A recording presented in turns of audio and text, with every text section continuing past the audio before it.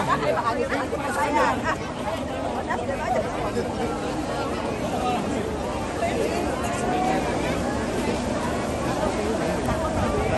mobil Toyota di belakang loh.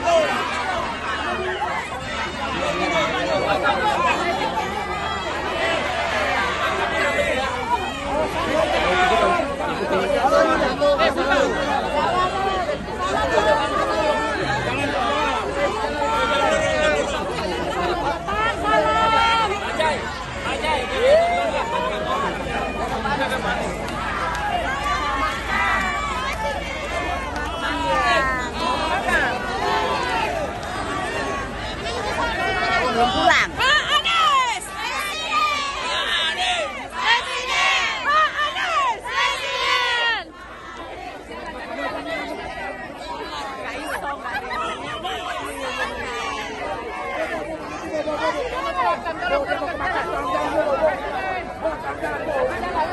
Kasih jalan bu, kasih jalan bu.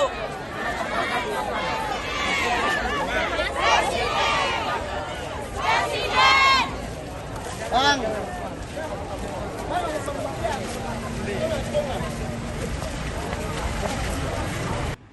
Assalamualaikum warahmatullahi wabarakatuh. Waalaikumsalam warahmatullahi wabarakatuh.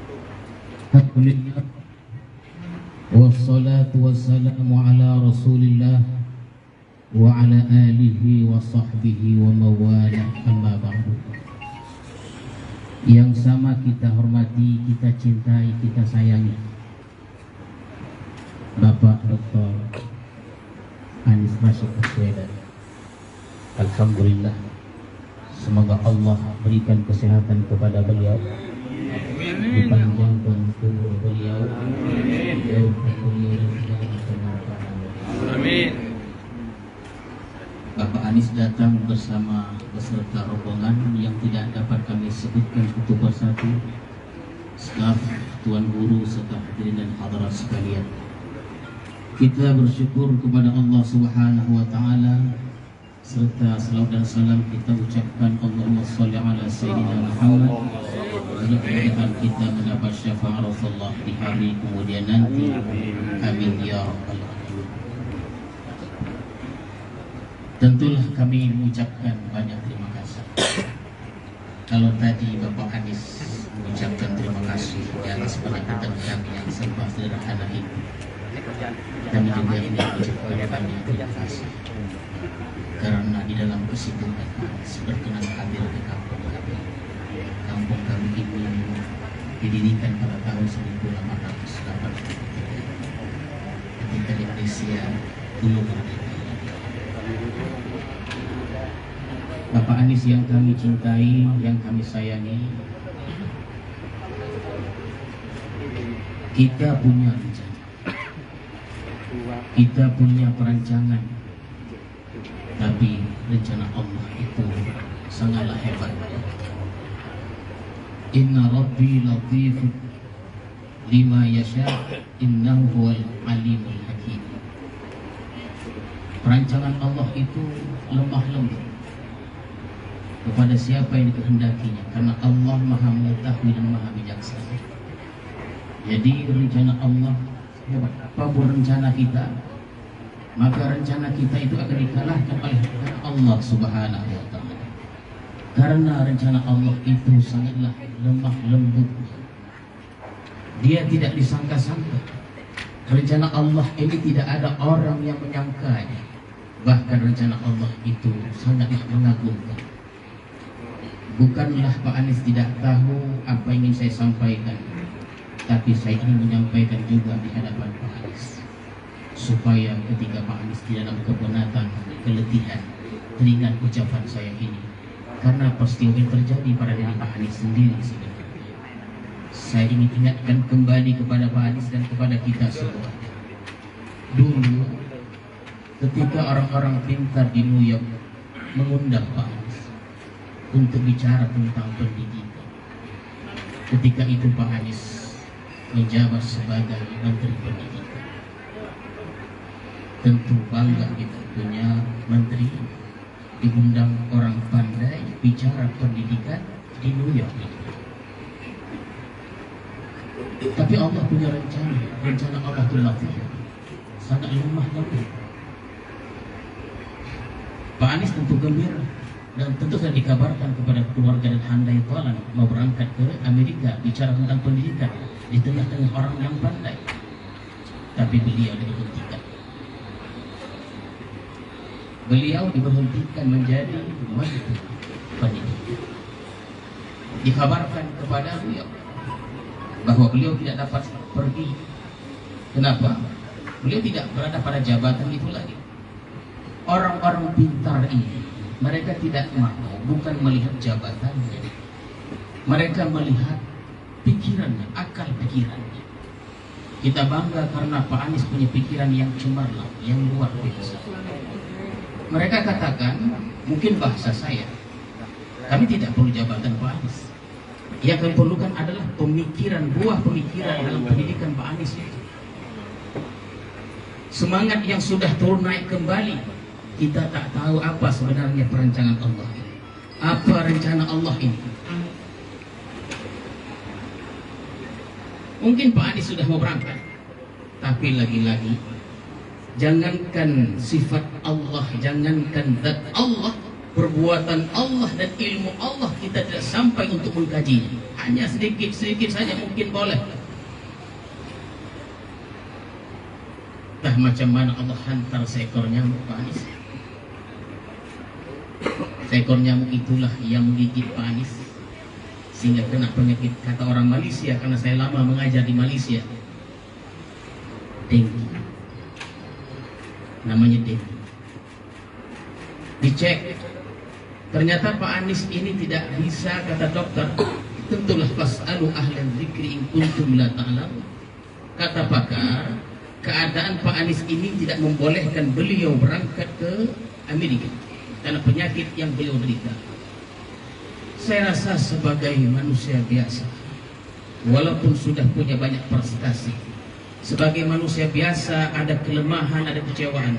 Tapi ingatlah, kekecewaan itu, kesedihan itu merupakan pemberian terbaik dari Allah Subhanahu wa Ta'ala. Kita sedih, kita kecewa, tapi itulah pemberian terbaik dari Allah Subhanahu wa Ta'ala. Mungkin Pak Anies sedih waktu itu. Kenapa? Tak dapat juga berangkat. Tapi masa yang sama partai-partai datang kepada Pak Anies menawarkan, Pak Anies majulah. Ketika melihat kondisi Jakarta yang, saya pun lama tinggal di Jakarta Pak Anies. Saya mengajar di Universitas Negeri Jakarta, UNJ. Mengajar di sana dan saya sebagai alumni UIN. Syarif Hidayatullah yang ketika itu rektornya adalah Kasidi Afri. Pastanya Pak Amir. Nah. Betul kata Pak Anies tadi. Saya pula yang betul kan? Cakap ibunda tadi. Kalau engkau yang ingin, sudahlah, tutup saja keinginanmu. Tapi kalau orang lain yang ingin, majulah. Akhirnya mulai nampak rekayasa, mulai nampak rencana yang lembut, yang mengagumkan dari Allah Subhanahu wa Ta'ala. Tidaklah kita berlebihan kalau kita katakan bahwa hanya seekor nyamuk yang kecil menghantarkan beliau jadi gubernur DKI Jakarta. Kemampuan beliau dalam menata, merapikan, mengurus Jakarta luar biasa. Ada satu kata Pak Anies itu yang susah kita nak praktekkan. kita sebagai orang biasa inginlah karya kita itu dipamerkan. Kalau kita ada karya, kita bekerja, hasil cemerlang itu terkadang hati kita tak sabar ingin dilihat oleh orang. Walaupun kami tinggal di kampung ini Pak Anies, kami tahu tentang karya-karya Pak Anies. Kami jauh dari kota, kami tinggal di bumi Melayu Langkat ini. Bahkan di Silam, mungkin dalam perjalanan tadi Pak Anies merasakan betapa sulitnya melewati jalan-jalan yang berlubang itu. Tapi apa? Sebagai bahan ingatan Pak Anies ketika balik ke Jakarta,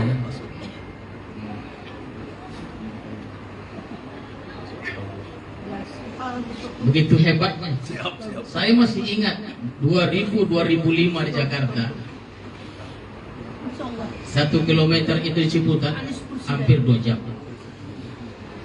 Presiden Anies.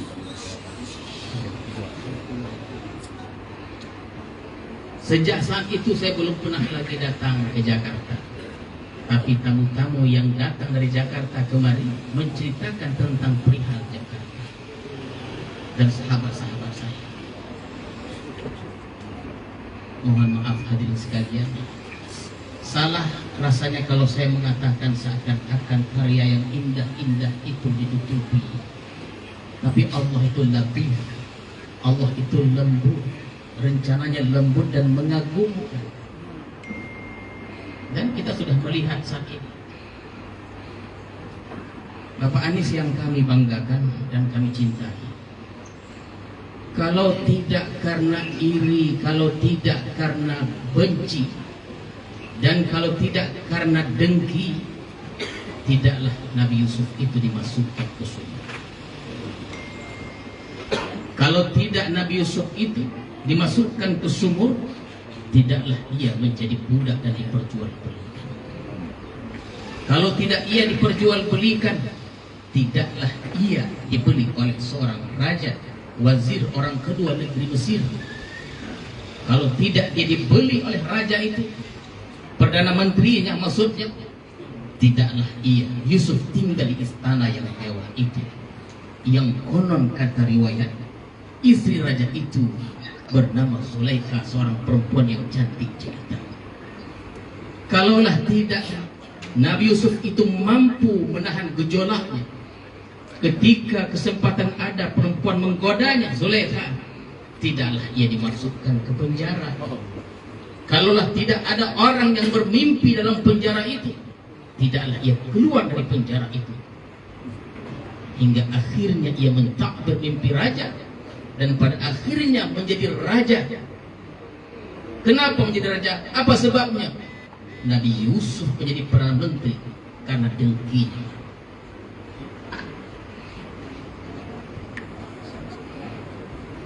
Inna Rabbi latifun lima yasha, innahu wal alimul hakim. Kita ini punya rencana, tapi rencana Allah akan mengalahkan segala rencana. Itu setelah Mesir itu berjaya, beliau kelola dengan baik. 7 tahun pertama masa suburnya, 7 tahun berikutnya masa kemarau. Hasil 7 tahun itu menutupi kemarau 7 tahun itu. Ketika Nabi Yusuf dimasukkan ke sumur, tidaklah beliau mengeluh berkecil hati. Tidak ada rasanya beliau ingin membunuh dirinya. Tak ada gunanya aku hidup lagi, karena saudara-saudaraku telah membenciku dan dimasukkan aku ke dalam sumur. Tak pernah ada pemikiran itu, karena Yusuf berpikir ada Allah. Tempat kita bergantung bukan kepada makhluk, bergantung kita kepada Allah Subhanahu wa ta'ala. Di penjara Nabi Yusuf ingat juga Allah Subhanahu wa ta'ala, yang pada akhirnya Nabi Yusuf itu menjadi raja karena iri, karena dengkinya orang kepadanya. Luar biasa. Yang terakhir Bapak Anies yang kami hormati, setelah terakhir pertemuan yang mengharukan, sebelum pertemuan mengharukan antara keluarga besar Nabi Yakub itu, ada satu nasihat Nabi Yakub kepada anak-anaknya. Nasihat yang disampaikan kepada anak-anak beliau karena beliau yakin Bunyamin itu sudah ada di Mesir, tapi Nabi Yusuf tak tahu entah kemana dia. Pergilah ke Mesir. Wahai anak-anakku, pergilah engkau semuanya ke Mesir. Dan jangan kamu semuanya berputus asa, karena tidak ada orang berputus asa melainkan orang-orang yang tidak beriman. Bagaimanapun keadaannya, maka dengan segala kesedihan Nabi Yakub melepas kepergian anak-anaknya untuk mencari Yusuf. Apa kata Nabi Yakub? Pergilah kamu, dan ketika akan masuk Mesir itu la tadkhulu min babin wahidin. Wahai anak-anakku, jangan kamu semuanya masuk dari pintu yang satu atau jalur yang satu. Mungkin agaknya 11 orang atau 10 orang itu yang akan masuk ke Mesir. Kalau melalui pintu yang satu, orang akan heran. Rupa yang sama, perangai yang sama, karakter yang sama. Maka ada satu penyakit namanya penyakit ain. Dipandang, orang yang dipandang akan menggetarkan jiwanya.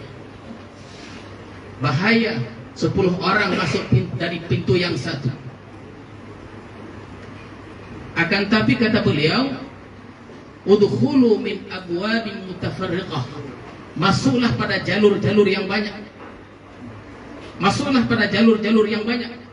Untuk apa? Supaya terhindar dari bahaya itu. Supaya terhindar dari mara bahaya. Kalau masuk pada pintu yang satu, kata Nabi Yakub, mungkin akan ada potensi bahaya itu. Tapi masuklah banyak pintu, terhindar dari bahaya-bahaya. Apalagi pada saat itu kemarau.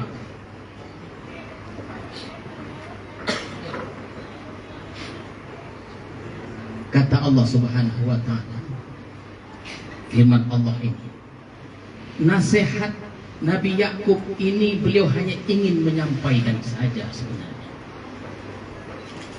Fi nafsi Yakub illa qadaha. Beliau sampaikan, wahai anakku, masuklah pada pintu yang banyak supaya engkau selamat jauh dari mara bahaya. Itu namanya ikhtiar. Walaupun ikhtiar itu kita jalankan, kalau bahaya datang, tak ada manusia satupun yang mampu menghalangi datangnya bahaya Allah. Nabi Yusuf jelas akan mati dalam sumur itu, tapi tak mati. Tengok Nabi Yusuf dalam penjara lagi, tapi tidak mati. Jadi hadirin dan hadirat sekalian, itulah nasihat Nabi Yakub, namanya ikhtiar. Kita ini ibarat rel kereta api, macam tak ada ikhtiar kita akan sampai ke tujuan, tak ada pilihan lain. Tapi kita dituntut untuk ikhtiar, asalkan ikhtiar yang kita jalan itu diridhai oleh Allah Subhanahu wa ta'ala. Tak boleh tidak, mesti diridhai oleh Allah Subhanahu wa ta'ala. Nabi Yakub hanya ingin menyampaikan itu supaya jauh dari mara bahaya. Tetapi kalau bahaya itu datang juga, kita akan mampu untuk menghindari dari bahaya yang Allah datangkan. Itulah tadi Pak Anies, saya katakan kan Pak Anies tidak tahu, Pak Anies tahu. Karena Pak Anies orang yang dianugerahai Allah akal yang jernih. Walaupun begitu, dalam kesempatan kali ini di hadapan kita yang hadir, saya sampaikan bukan karena saya lebih tahu, tapi dikala waktu kosong, dikala mengalami kepenatan, Pak Anies, bahasa Malaysia itu kepenatan, keletihan, teringat ucapan saya, mudah-mudahan bangun semangat itu lagi, karena semangat itu merupakan obat juga untuk berkarya. Kami di sini kadang-kadang susah kami. Saya ada satu sekian dari Pak Anies itu, ketika kerja-kerja itu cakap Pak Anies sendiri. Walaupun kami tak ada TV di sini, ya kan? Ya, semenjak jadi gubernur ini dah tak ada TV lagi. Ya. Dulu tahun 1960-an di zaman atuk saya, jangankan TV, radio pun haram. Sebelumnya lagi jangankan TV radio, tulis bahasa Indonesia pun harus. Oleh karena itu dalam kajian-kajian saya PhD saya itu bahan-bahan yang saya baca itu kebanyakannya Arab dan Arab Melayu. Iya, Arab. Ya Arab Melayu. Arab Melayu. Jawi kata orang Malaysia. Dulunya tak ada orang mengenal apa ini. Bahkan atur saya baru boleh dia menulis Rumi ini Indonesia pada umur 60 tahun. Mungkin itu saja Pak. Mudah-mudahan pertemuan kita pada hari ini dirahmati, diberkati oleh Allah Subhanahu wa taala. Ingin bercakap lebih mendalam, tapi ada juga rasa khawatir. Kalau kesabaran ini tidak ditahan, ingin menyebutkan sesuatu, tapi tidak. Biarlah Allah yang tahu. Mudah-mudahan segala hajat Pak Anies datang ke Besilam ini, baik yang Pak Anies sampaikan ataupun yang Pak Anies tidak sampaikan, disampaikan Allah Subhanahu wa taala. Allahu Akbar. Kita doakan Pak Anies sehat walafiat, dipanjangkan umur, dimudahkan urusan kuliah, dimudahkan urusan keluarga beliau. Amin ya rabbal alamin. Mungkin itu saja yang dapat saya sampaikan. Mungkin ada sekiranya mohon maaf. Saya Pak Anies ada, karena dalam jadwal itu saja Pak Anies 90 menit katanya di Besilam. Nanti Pak Haji Rahman nanti bagi tahu saja ya. Mesti Pak Anies kita jaga betul-betul. Ya. Jangan sempat meleset waktunya. FPI siap. Jangan sempat meleset waktunya. Ada beberapa kawan saya dosen di Paramadina. Sebenarnya saya lebih mengenal Pak Anies ini bukan menterinya, dosennya. Kalau saya tidak silap, beliau pernah menjabat pun sebagai rektor University Paramadina. Masya Allah. Ya.